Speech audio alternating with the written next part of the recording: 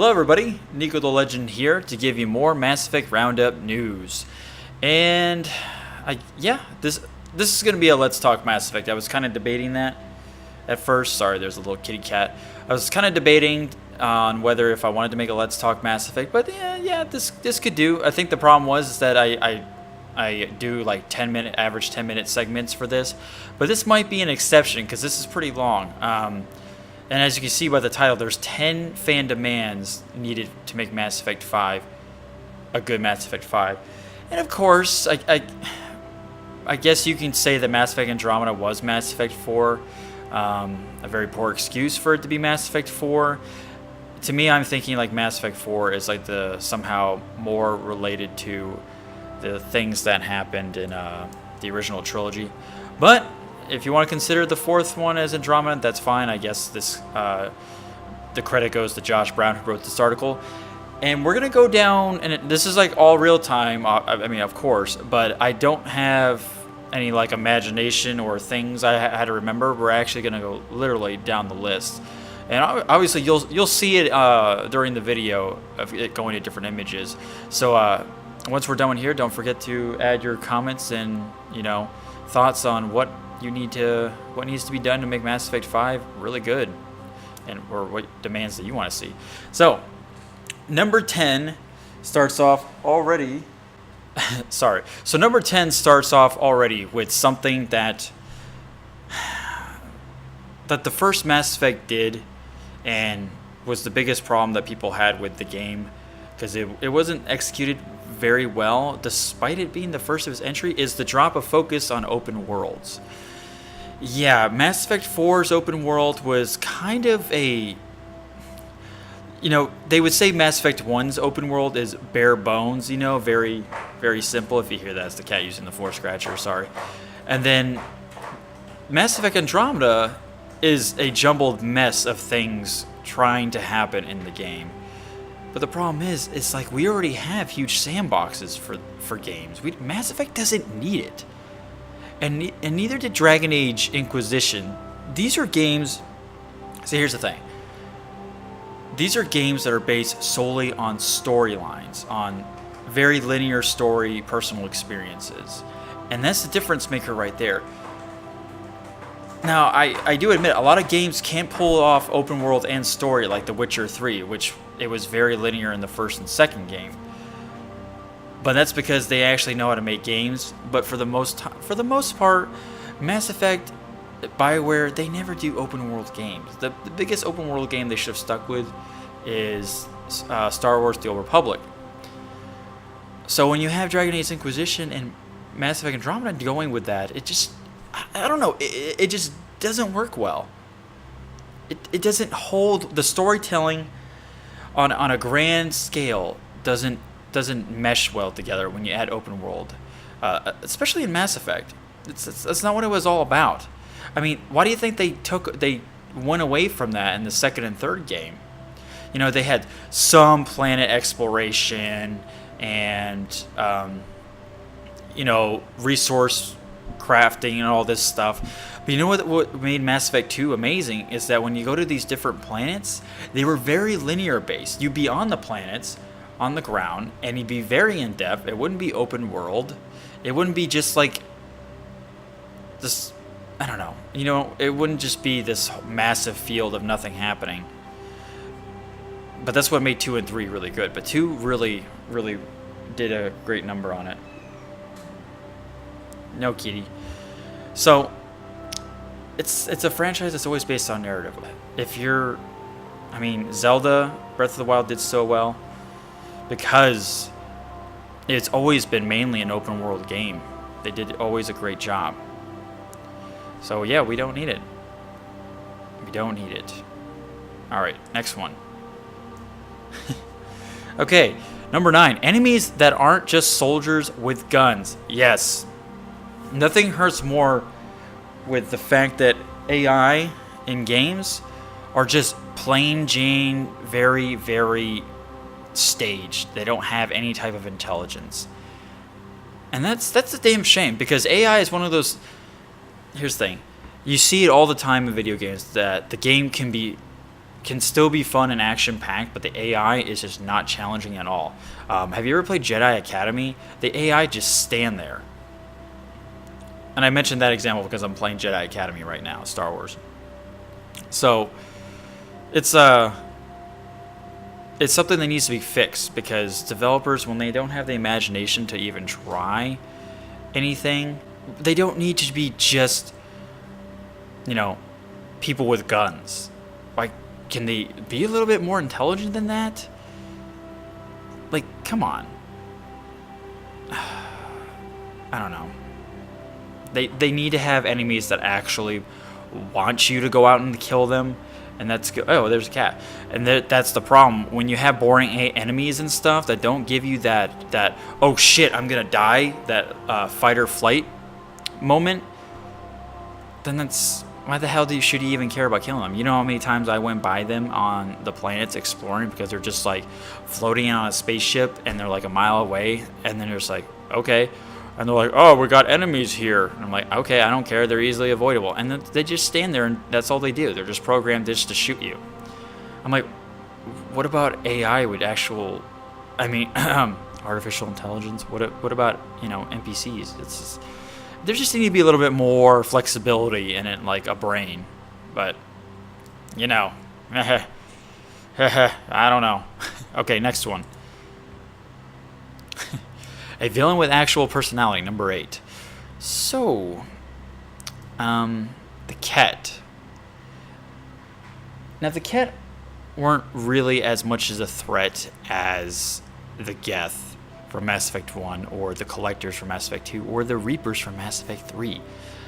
I actually felt very, very, I wouldn't say scared, because it's a video game, and I'm not playing a horror video game, or not that type of scary. But I felt threatened, and I felt like I needed to help these people out. And that's what mattered about the original trilogy that was so great. The Geth were just this collective of agents working for the Reapers, like some crazy religious thing, which was really... Sci-fi and religion are always great conflicting things to mesh together. Obviously, science and religion don't go well together, so that's why the conflict is like so easy to do. It's just funny because the Geth, they don't even have emotions on their faces. They have nothing, but somehow you felt like they were a big threat, or you knew. And they were being controlled by Saren, who was being controlled by Sovereign. Same thing with the Collectors. The Collectors were kidnapping people and then turning them into goo, human goo for a human Reaper. That's some fucking crazy shit. And then the Reapers actually coming with this giant armada. Like, look at this guy's face. He's got nothing to him. There's nothing scary about him. They couldn't have given him a little more like he looks like if there was a prince for this race, he would be it. He would just be like this kind, genuine prince, It's almost like the oh my gosh. It's almost like the other new race should have been the bad guys, because they actually had emotions and stuff, and they actually had personalities and problems. They weren't just like your typical shit, Like, complex villains need to be like the Elusive Man and Saren. That actually made you feel like your choices were gonna give a shit. The Archon was just a little bitch. Okay, so number 7 is pretty self-explanatory. Ditch the resource gathering. We don't need the overabundance of resource gathering. I know it's a sandbox open world, and I know Minecraft is amazing and all with its resource gathering, but that is a completely different game with really no story. If you count Telltale series, I'm gonna slap you, because the first Minecraft ever had no fucking story. You made your own story. That's what made the sandbox so great, and you built anything.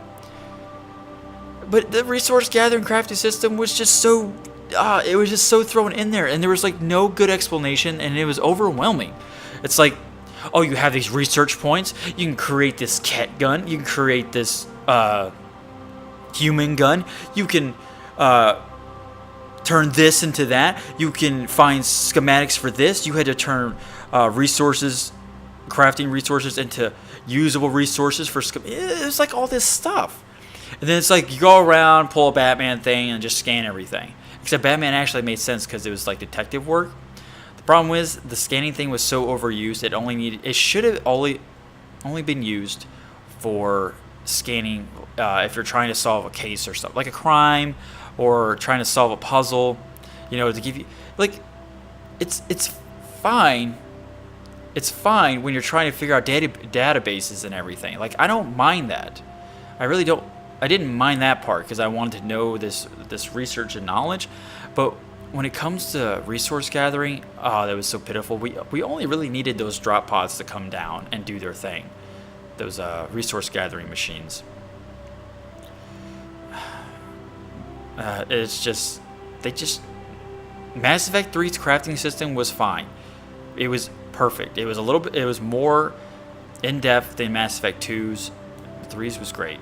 They should have just kept it like that. And you know what? Why not have actual rare weapons? Exotics, like Destiny or something. People would actually give a shit about exploring. Breath of the Wild rewards you so well for adventuring and exploring. You wouldn't even believe. It's like they almost spoil you, but you damn well earn it. Yeah, I just go around and oh yeah, what year is it? Oh, it's this year. Okay, well yeah, there's nothing here. So come on, guys. Come on. It's been bad since the second game. Come on. 6. Bigger connections to the original trilogy. Well, that's hard to do because they fucked it up with Mass Effect 3. So that's it for that one. Number 5. Options for non-violent solutions. Okay. The action in Mass Effect Andromeda is great. It's probably its best feature. Sadly, because I rather pick story over gameplay. I mean, Japanese role-playing games, anybody? I mean, those random encounters and gets on people's nerves, but you know what gets you through that punishment? The story. It just... Why was it that in this game it was all about exploring, right? But yet the narrative led to destroying everything. Kill all the Ket. Kill this thing. Go do this. There was no hey, Ket, I'm sorry you're dealing with... where were the sympathizers, that felt bad for the Ket? Or, you know what I mean? Or Ket that are just like, hey, I don't like how the Archon's being a douchebag. Let's not do this. Let's negotiate here. Look, I want this thing, you want this thing. Let's come to a halfway point. It never had that. And it's gonna make even more sense than the next point, because I'm pretty sure it's coming after this, but you'll see in a second. But I don't want to kill everything. Why is everything so hostile to us? I know it's a new galaxy, but come on. Have you seen Star Trek?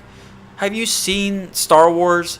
Star Wars takes across a whole galaxy, and not everything there is trying to kill you.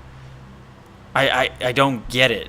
I don't understand. And obviously a lot of the enemies are just the same enemies on all the planets. There really weren't that many species of alien or of creatures. It's ridiculous. It's ridiculous.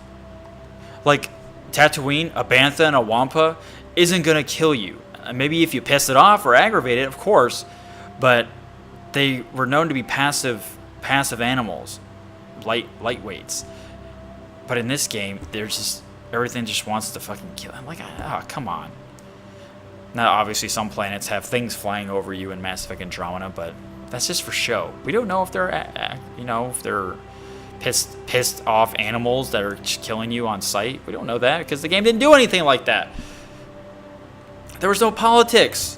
No politics. There we go. No politics. Next one. Oh, okay. So it wasn't this one. Number 4. New alien races. Yeah. Guys, brand new galaxy and only 2 alien races. By the way, the Ket don't really count because they were an invading race long before you even got there. There's only one new race, and as you can tell, you see it on the screen. Why was that the only alien race that was new, really, in that universe? Galaxy. It's like we just, on a rerun of the first 3 games, there was nothing really different. come on, people.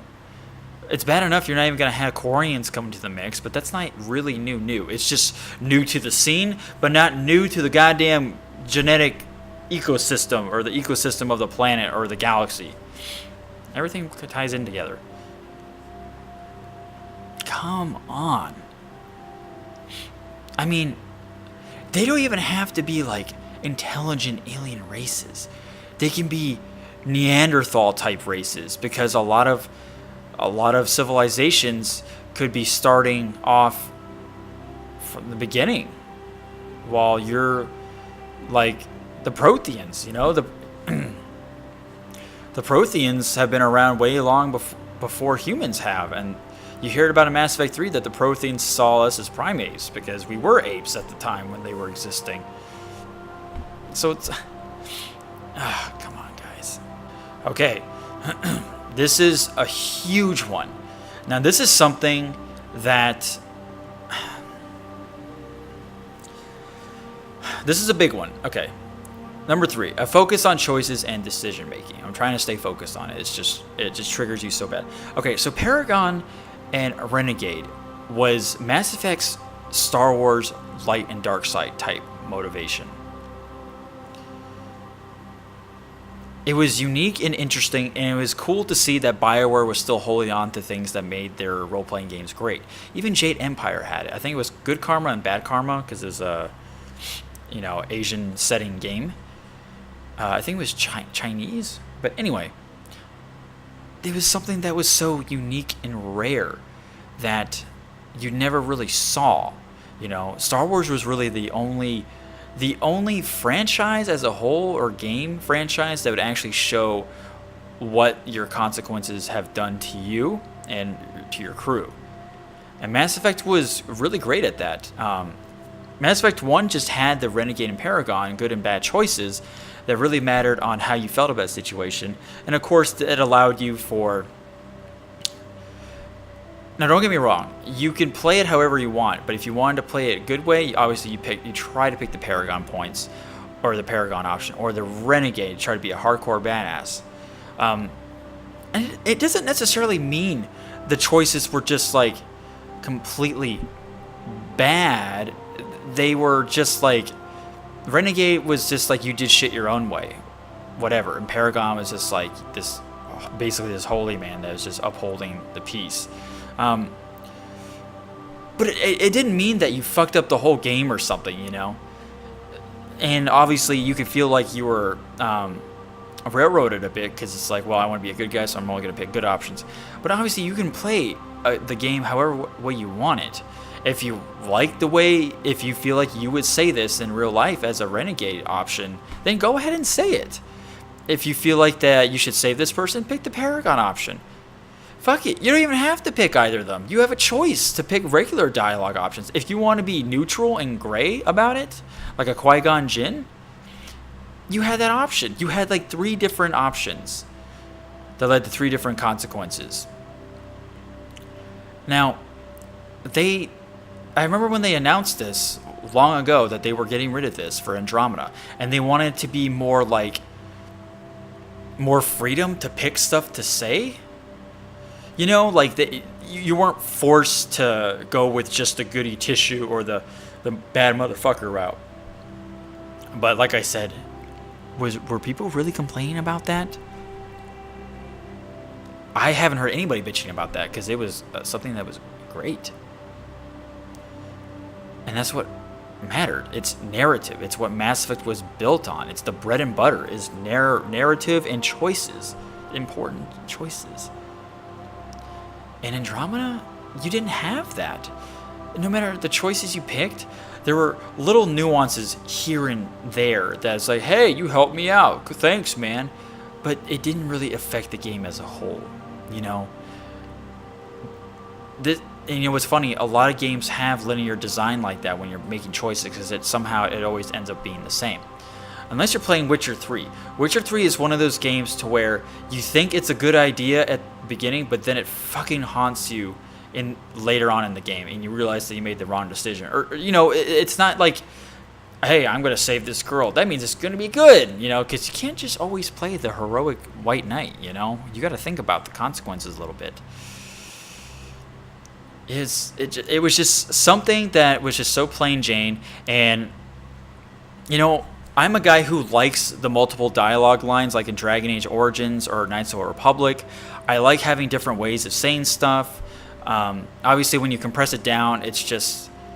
because a lot of the stuff in the older games with lots of dialogue lines, it's just like different ways of saying kind of the same thing. And this one, they're like almost complete opposites. They seemed more different on how you approach the situation. And it definitely mattered more when you had a Paragon Renegade system, light and dark side. But when you take it out and you don't have any good consequence for it, and it just ends up being the same fucking ending over and over, it doesn't matter. Because guess what? That's a role-playing game where your choices, decisions need to matter. And if you're going to pick a fucking sandbox type role-playing game, holy shit, you need to do things right. Thank you. So that's a big one. Now the next one. Number 2, romance options. That means something. Okay, well, we all know Mass Effect 1 has a blue Asari butt. Or an Ashley William butt. Which was so controversial at the time, 10 years ago, that the news is like, pornography, you see bare ass, but they'd never played the game, so they don't know that it's actually not that bad. And when you come up with stupid things to say like that don't prove anything, you're just going off by what other people tell you, like empirical evidence. It's not even evidence because it's not true. It's a farce. Evidence is something that could be, evidence is fact. And what they were showing was not fact. But yeah, guys, do you remember all the great romantic options you had? Yeah, they were pretty great. They were awesome. You felt like you had a lot of cool, unique things to do. They actually had an impact to the main story. Here it's just like, I'm here. You want to fuck me? Okay, that's fine. Like, do you really want to just have sex with the character and that's it? And it's just like, okay, well, that was great. No. We want to have sex.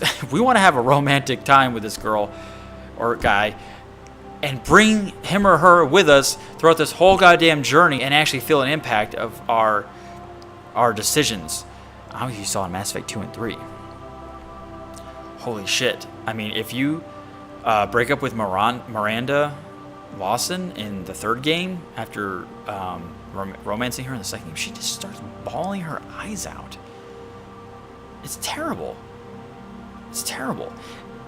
You just felt so bad because you're like, oh, Ashley Williams is alive. I'm fucking her again, basically. And it's not even romance options. It's like there's bromance options too that made you feel really bad. When Rex finds out that you killed Mordin Solus and you're the one that fucked up the whole genophage, he comes and fucking wants to kill you. And then you have no other choice but to kill him. So the fact that you have 2 times to kill Rex, one in Mass Effect 1 and Mass Effect 3, you have multiple chances of doing it and making your opinions matter, and romance options that actually do something, bromance, whatever, friendship options.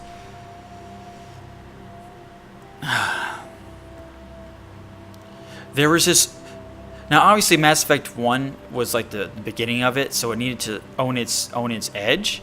But Mass Effect 2 and 3, the connections, the little moments that you had with your teammates were just so... Mass Effect 3 was literally the cherry on top. Do you remember sniping with Garrus? Like, that was amazing. Like, that was so cool.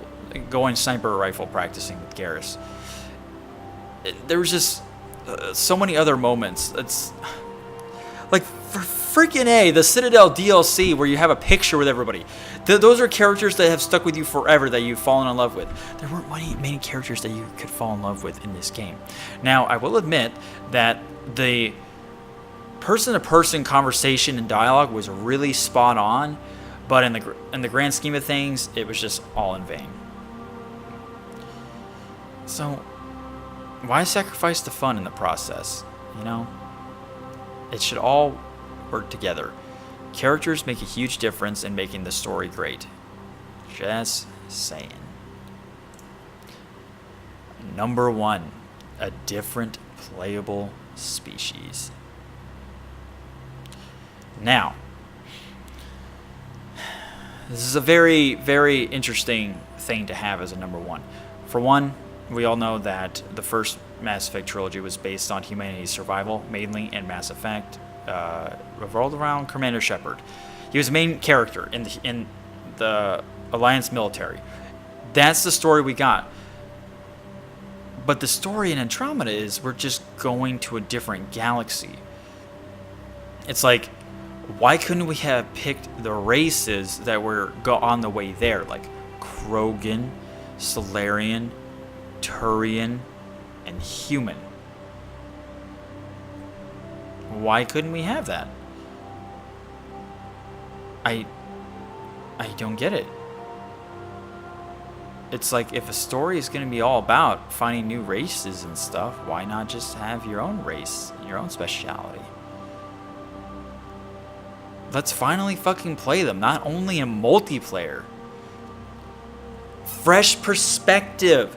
This is how you draw people to your game. You bring new ideas and keep the old ones that made the game great. Why would you even not think of this?